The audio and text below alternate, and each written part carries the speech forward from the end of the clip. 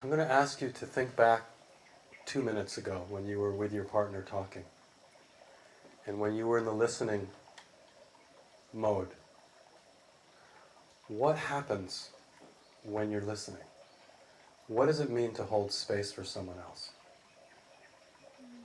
It's a rhetorical question. Just to notice in yourself, does your body change? Does your breathing change? Does your awareness change? And is it sustainable? Could you hold space like that for an hour, or for a day, or for the rest of your life? And if it's not sustainable, maybe there's another way. So I invite you to sit and face your partner, and close your eyes once you're facing each other. But make sure that when you do open your eyes that you'll meet their eyes, so be in that position. Just leave the camera on, that's fine.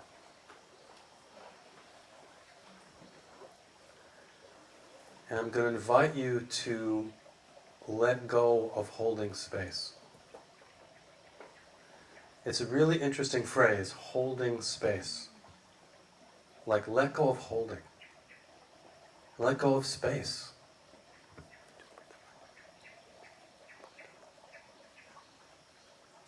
And let your body let go.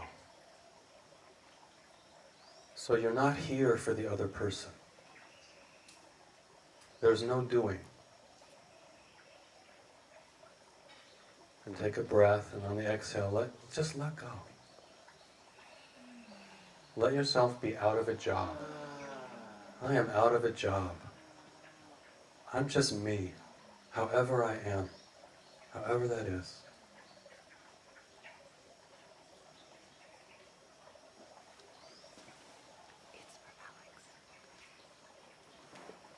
And one more breath with your eyes closed, and just let go of holding anything.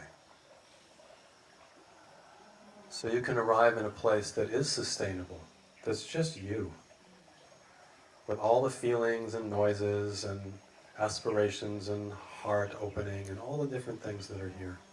Just allow a full let go. One more breath.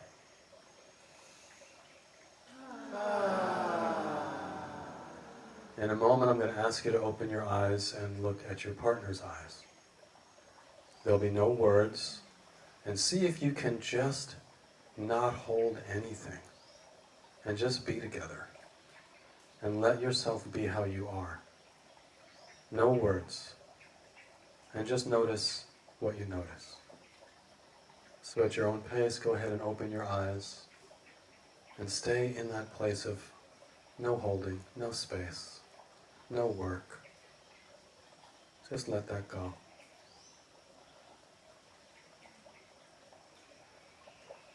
And notice how this is. There's truly, like, you don't have a job. Whatever your partner was saying, how riveting it was, or how heartfelt, or how vulnerable, they got themselves, you got you. Your witnessing is all that needs to happen. Just to be there, to be here, without any work.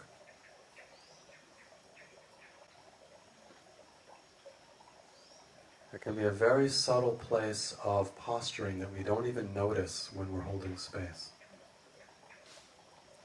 What's it like to hold space without holding, so you don't have to recover? What's it like to let the space hold you, rather than you hold the space?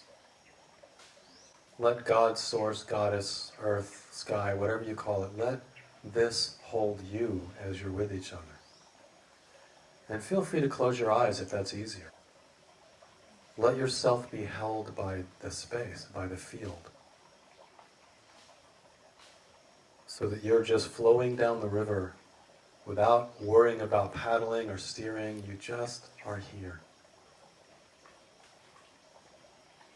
And notice what you notice inside yourself, and notice what you notice as your eyes are open and you are noticing your partner. And then however your eyes are, whether open or closed, take a nice deep breath, let out a sound.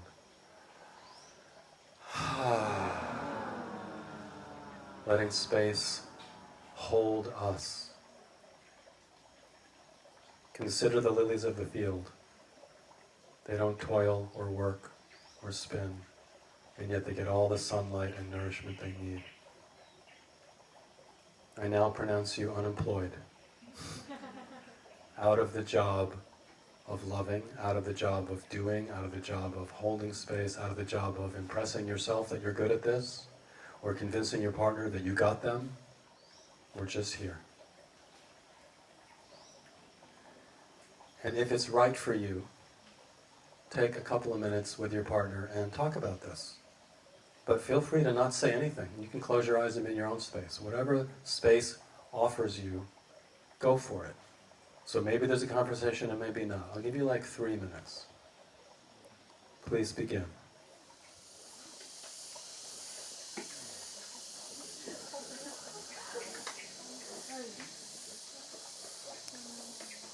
So what does it mean to be present?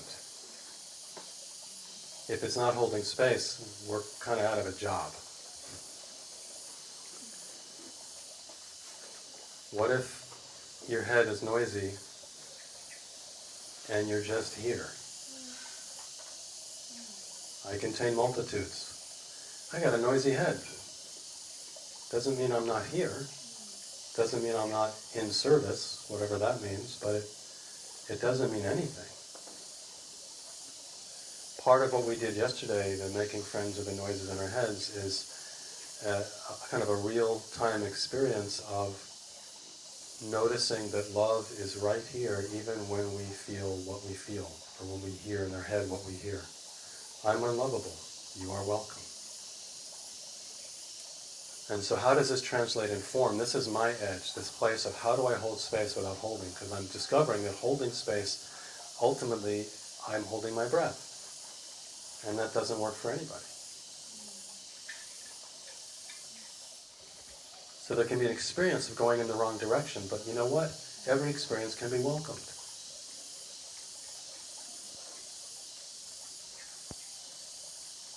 What if you were just yourself, whatever that means, and that was exactly what was needed? When you're facilitating, when you're coaching, when you're by yourself, when you're in a social situation, like all the time. It is a wild ride. You are a wild ride, as am I. We are a surprise package. It's a roller coaster in the mystery. So I'm just offering that possibility. Let's take a breath.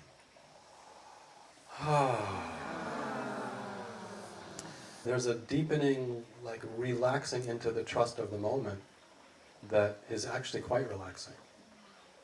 But oddly, like remember we were doing the breathing into the back, and I said you might faint because it's like we're so unused to breathing into the back body that when we do it, it's like it's overwhelming. So to actually stop holding can feel really disorienting.